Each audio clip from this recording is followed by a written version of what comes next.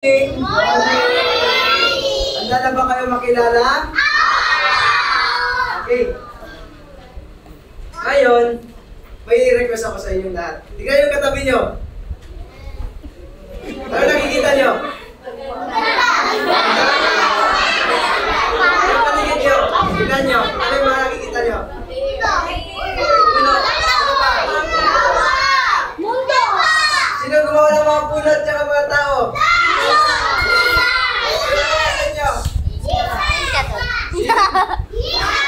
Sino yung papa ni Jesus?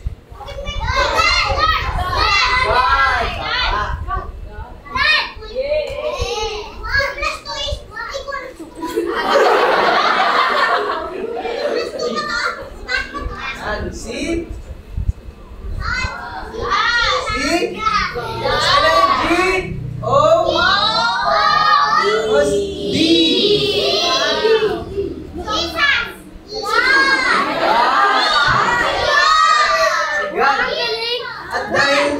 Mayroon tayong Diyos. Ang ginawa ng Diyos ay? Yes. May special na ginawa ang Diyos.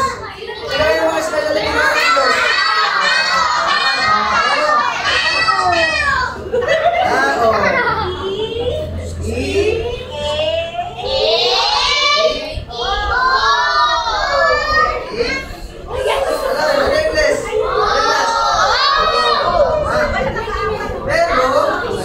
Alam niyo ba?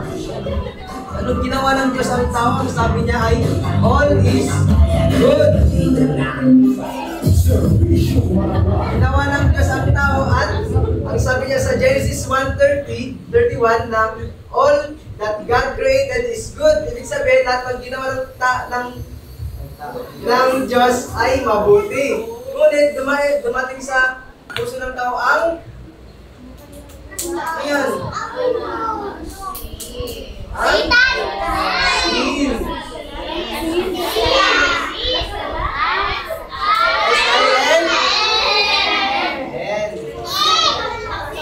Bakit kaya nagkaroon ng kasalanan? Anong ginawa ng tao para magkasala?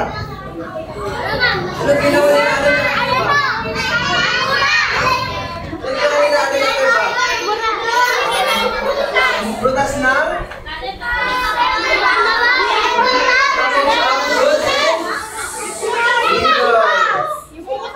Kaya dahil doon, ang tao ay nawalay sa Diyos. At dahil, bakit sila nawalay sa Diyos?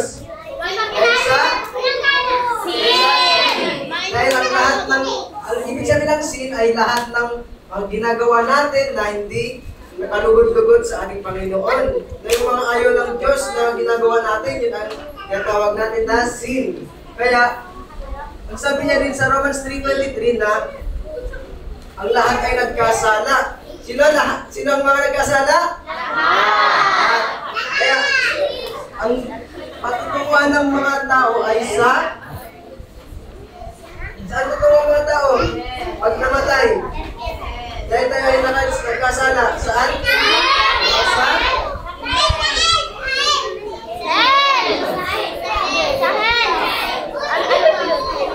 Pero, sabi niya sa Romans 6:23 na ang kabayaran ng kasalanan ay kamatayan. Ano ulit yun? Kamatayan sa inyo. Saan yung kamatayan na yun? Death. Hindi natin ang death. Kasi nandito yung man, so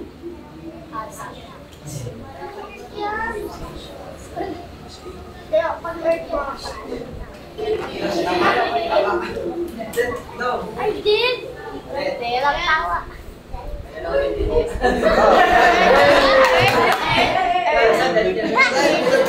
Kamatayan po yan. Ang kabayaran ng ating kasalanan ay kamatayan. At ang kamatayan ay walang hanggang na kamatayan sa impyerno. Ay, hindi ginagawa ng tao para makapunta ng langit. Hindi ginagawa ng tao. Pero sabi ng tao na para makapunta ng langit.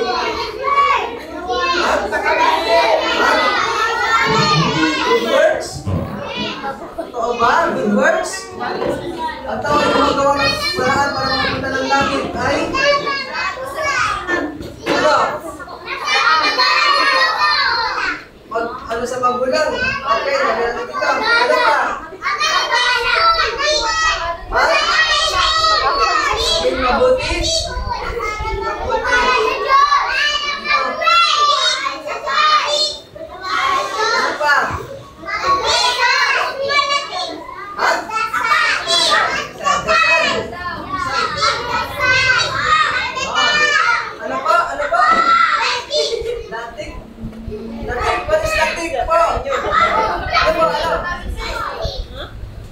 Ano ginagawa natin para magpunta sa langit?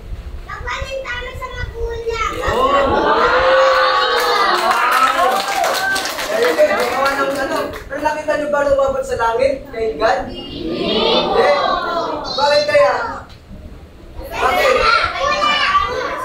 Sabi niya sa Romans 3:10 na no one is righteous. So, walang sino man ang nakatungtong sa ano ng Panginoon.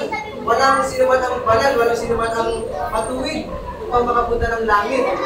So, ang ginagawa nito ay gumagawa sila ng good works na makinig sa magulang, alam ng mabuti, gano'n. Pero sabi niya din sa Ephesians 2:8 na for by grace we are saved. Na galing lamang sa grasya ng ating Panginoon, sa gift ng ating Panginoon. Pero din sabi niya sa John 3:16 na for God so loved the world that He gave His only begotten Son, whoever believes in Him should not perish but have everlasting life. Ano yung gagawin ito para makapunta sa langit? Maniwala. John 3:16 na kung sino man ang maniwala sa Panginoon, ang manampalataya ay siyang maniligtas.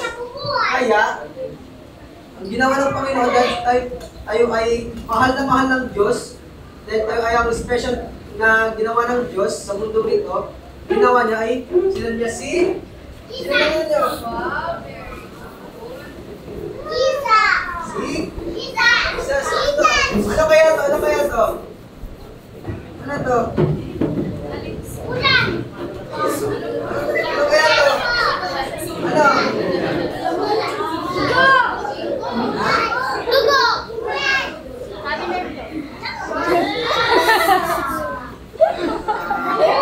Ginaglaga pa ako.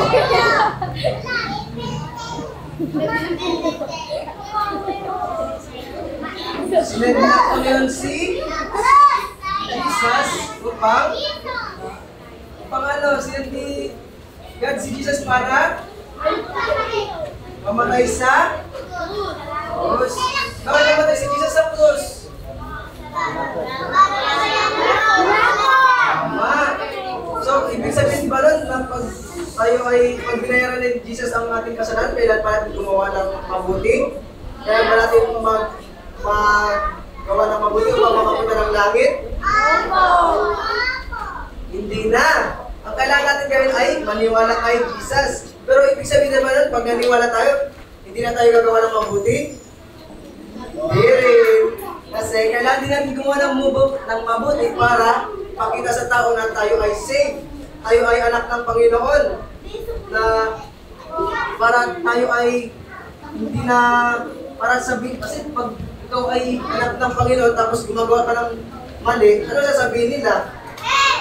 O diba, sabihin nila hindi ka mabuti, hindi ka pupunta ng langit kasi hindi ka gumagawa ng mabuti. Gumagawa tayo ng mabuti dahil tayo ay safe. Dahil tayo ay anak na ng Panginoon. At si Jesus ay namatay sa krus at siya ay Muling nabuhay! bakit siya mabuhay? Ako sa ilang araw bago na si Jesus ulit? Kaya nasaan na si Jesus? Yes, nasa langit na kay kasama na ni? Kasama na ni? Yan, tama. So ano ulit ang kailangan natin gawin para tayo ay maligtas?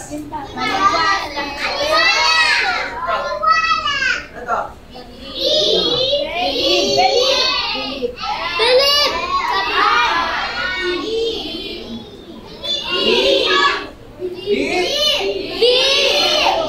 Tama. So ngayon, may tanong ulit ako sa inyo. Dapat ba tayong gumawa ng mabuti para maligtas? Dapat. Bakit tayo kailangan gumawa ng mabuti? Dahil tayo ay Bukas. ligtas na. Kaya tayo gumagawa ng mabuti dahil tayo ay ligtas na. Pero, hindi natin kailangan gumawa ng mabuti para tayo ay maligtas. Ang kailangan natin gawin para maligtas ay mag-believe kay Jesus! So ngayon naman ay may mga ate at kuya ako dito na tutulungan kayo. Ay si Sir Pata lang na tulungan kayo upang mas lalo niyong maintindihan yung sinabi ko. Okay, naiintindihan niyo ba si Kuya Red? Naiintindihan niyo ba?